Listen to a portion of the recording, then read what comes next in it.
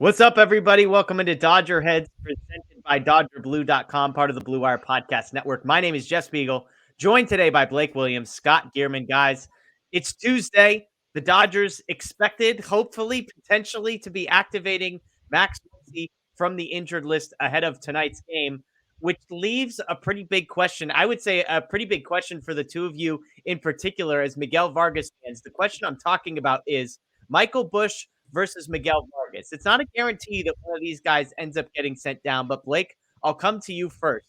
There's a chance the Dodgers have to choose between these two rookies. Vargas has gotten a far longer runway than Busch has, but in your opinion, have the struggles of Miguel Vargas gotten to a point where you're ready to give Michael Busch a chance to be an everyday guy while Miguel Vargas ends up down in AAA? Yeah, I think they need to see what they have in Michael Busch and let him get a runaway. I think MLB just ranked him as their number 38th prospect overall, so the talent's clearly there. He hasn't performed well yet, but it's been a small sample size, but we've seen enough from Miguel Vargas to justify letting him take a break and try and fix a swing because he's not producing right now.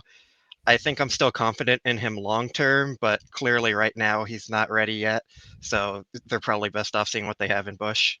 Scott, your opinion, Michael Busch, he's a lefty, so he brings you a different look there, probably more comfortable at third base than second base. Just 51 plate appearances for Michael Busch so far this season. As Blake said, the numbers are actually pretty similar for the two guys, all the way down to the batted ball numbers. I think average exit velocity for Busch and Vargas, the exact same. Obviously, two different sample sizes here. You, along with Blake, were guys that were high on Vargas. I mean, I think all of us were high on Miguel Vargas.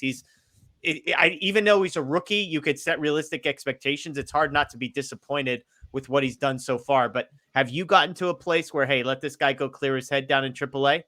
Yeah, absolutely. I tweeted out earlier, on today, and I've spoken ad nauseum to a lot of friends that Miguel Vargas's sample is so large now, and from what we saw early on, uh, fantastic plate discipline. But even recently, Dave Roberts has gone to the point where he's highlighted Miguel Vargas missing, pitches right in the heart of the zone, and how in MLB you cannot do that. So just like Blake said, long term, I really, I'm a huge believer in Miguel Vargas. We both are. We all are.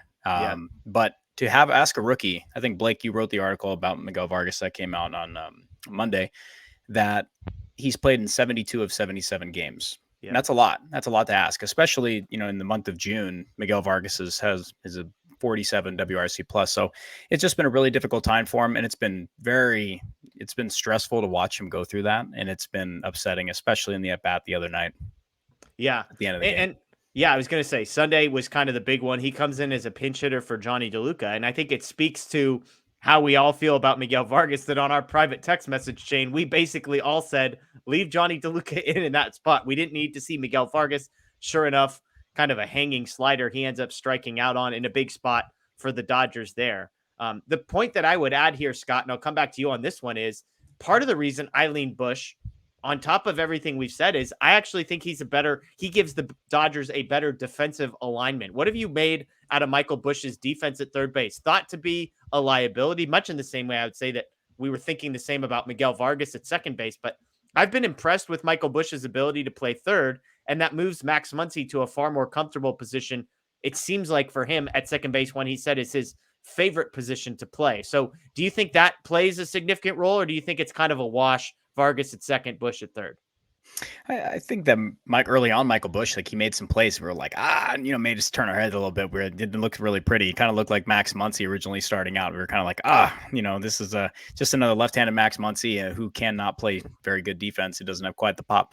But in recent days, he's looked pretty solid. He's looked kind of sure-handed over there. He's made some, solid plays to his left, which is good. Those are things, glove side, those pretty big learning curve from AAA up to MLB level. But in AAA, Michael Busch had about 160 innings at second base. So like this season. So it does give Dave Roberts kind of, he can mix and match depending on what he feels with Max Muncy, especially mobility wise.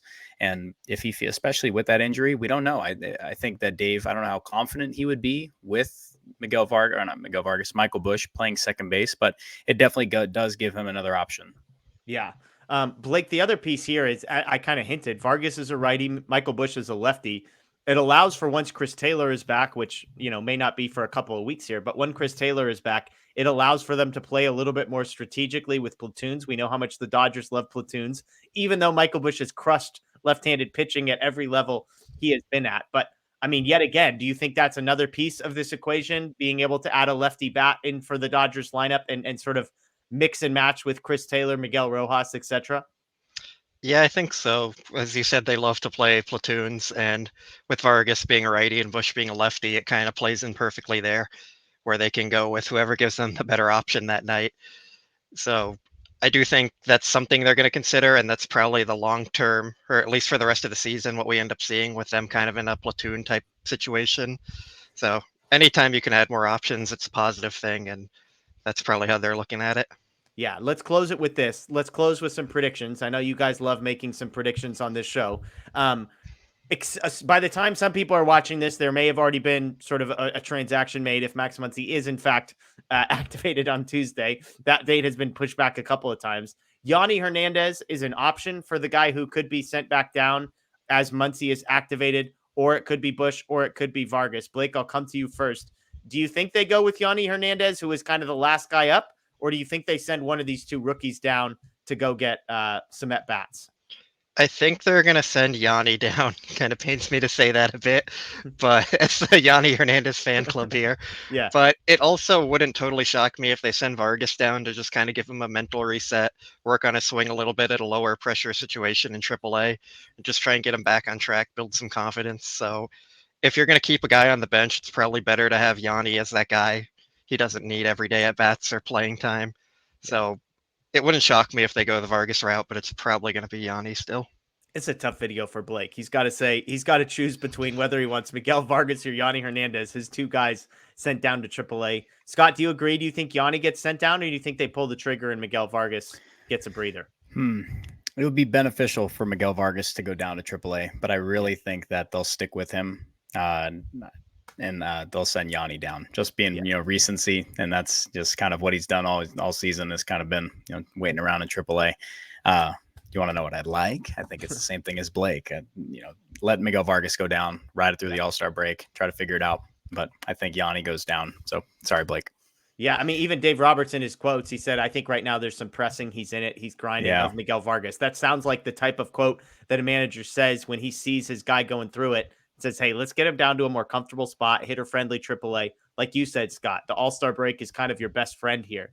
The caveat to all this, with Chris Taylor on the injured list, it maybe makes them a little bit less able to do that. We hinted at the lefty-righty thing. Maybe it's Busch and Vargas in a platoon here for a little while. Busch against righties, Vargas against lefties, to see if that can get them going. So I'm with you. I do think it's Yanni Hernandez. I would say 90% Yanni Hernandez getting sent down, 10% Miguel Vargas. I would be shocked if Michael Busch gets sent down. Blake, you agree with that? I wouldn't be totally shocked, but I would say it would be the biggest surprise. Yeah. Okay. Fair. Scott, you agree with that? Oh, total head scratcher, without a doubt. It's you've got to see what you have. If you call up your young guys, especially top prospects, in top 50 in MLB, so it's like you have to see what you have. And he hasn't been given a landing strip. That's the same thing we're wondering with Johnny DeLuca. Yeah. It's when are they going to get time? But somebody's got to sit in that spot, and yeah, that'll be a head scratcher for me. Michael Busch goes down without a doubt. Because the issue with Busch was his defense, and he's played fine defense at third base. So if he has proven he can play competent defense at third, he has already answered the biggest question. Now it's just a matter of if he can hit. So we'll see what happens there. That's Blake Williams, Scott Geirman. My name is Jeff Spiegel. Check out DodgerBlue.com for all the latest. Once the move is made, we will have a story up. And of course, subscribe here, Dodger Blue 1958 on YouTube. Ring the notification bell as well. We're doing a live watch along tonight, Tuesday night. It's an early game, 5:40, I believe, in Colorado. So check out playback.tv/Dodger Blue 1958. I believe it's Blake and me for a little while, Scott and me for the closing of it. So join us there, and then we'll be right back here on YouTube for a post-game show. Enjoy the rest of your day. And of course, as always, go Dodgers.